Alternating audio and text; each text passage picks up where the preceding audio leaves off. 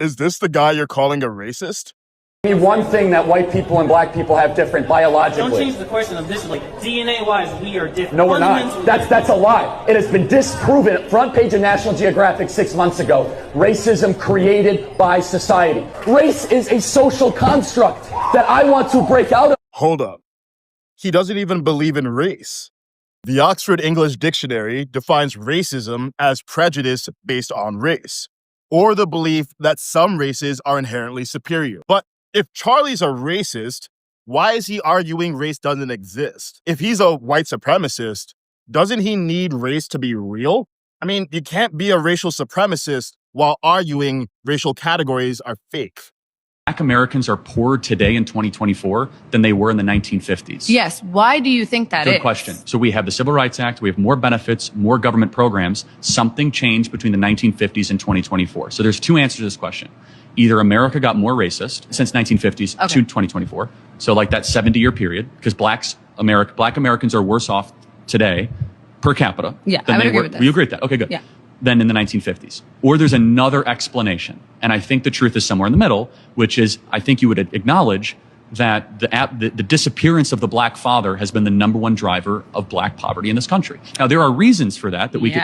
What do you think the reasons for that are? Well, culture is one. Would you agree? So actually, let's go back to the foundations of that school to prison culture. pipeline, all that stuff. But can we at least agree that black dads not being around is a bad thing? Anyone's father not being around is a bad thing. No, of course, not but 75% of black youth are not raised with a father in the home. It's the highest of any group in the country. The problem is not the culture. The problem is not the history. Instead, really what needs to happen is black leadership, black pastors, and black dads need to go into the black community and say, we're better than this.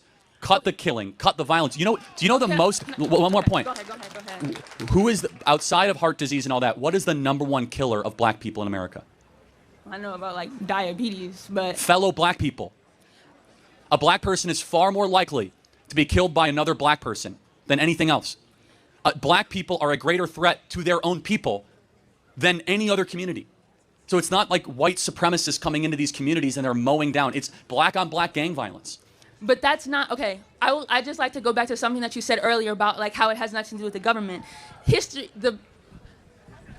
of black people in this country has everything to do with the government. At one point, the government allowed and pushed and raised forced slavery. That was something that this government did. They made laws in the improvement of segregation. So in terms of the long history, you can't take out the fact that government has played a major institution. Of course, government plays a role. But so, Gigi, let me ask you a question. Go ahead.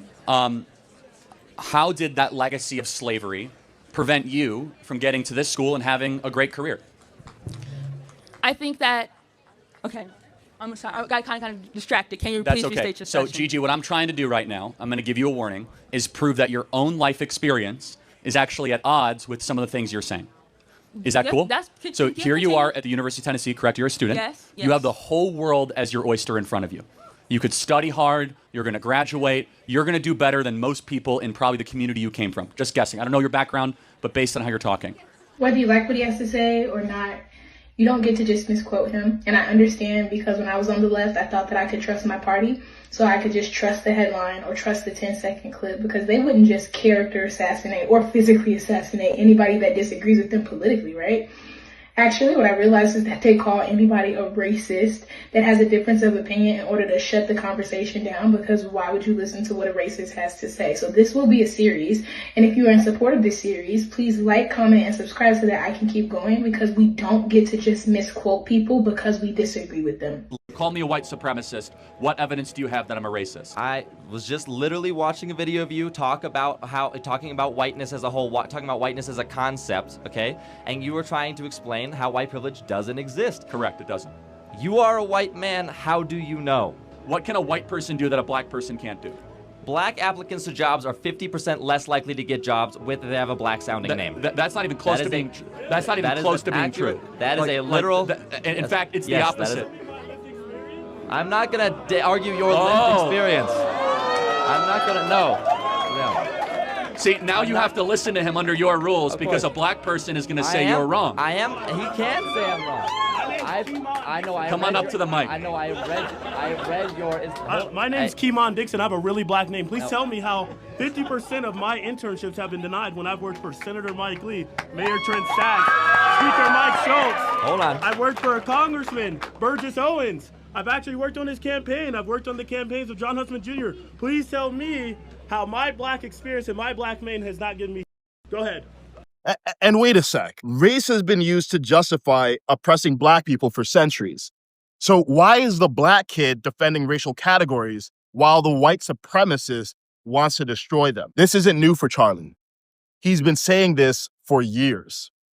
And guess what? He's right. Here's the history of race. People always noticed skin color, but it mattered about as much as hair color. Slavery existed everywhere, and it was practiced by every skin color long before race was invented. Then, European colonizers needed justification for enslaving Africans.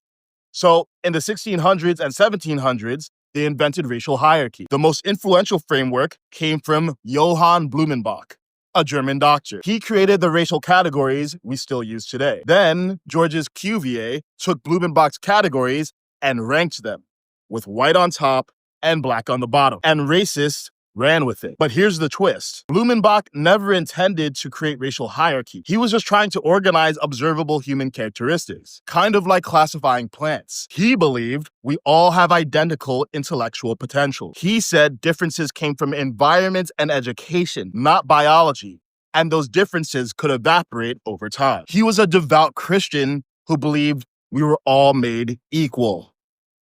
Sound familiar? Charlie Kirk consistently argued against racial categories and got called a racist. Yes, Charlie talked about race sometimes. He knew it was made up, but we live in a racialized culture. To change a culture, you must speak its language, especially when that culture keeps race alive through affirmative action and DEI. But most people never heard him in a long-form interview. Again, I hate this racialization stuff, but it's true. Too. They force the racialization card. For the record, Of course. I don't look at people in terms of skin color, but when they start categorizing me and the young men that show up to my events as toxic because they breathe, you force the race card. I used to think Charlie was just confrontational with college kids for clicks. Then I listened to his full interviews. I realized he was fighting for hearts and minds in the battleground of ideas, and he was winning. That's why he was killed. And the tragic irony, Charlie believed in race less than many of the people calling him racist. We think we know someone from 60-second clips. We mix news with entertainment and call ourselves informed. We judge strangers from echo chambers. And that's part of the tragedy. Not just that we lost Charlie, that people can't tell the difference between hate speech and speech they hate. Fascist, racist. These words have been so overused, they've lost meaning, and it's causing a breakdown in society.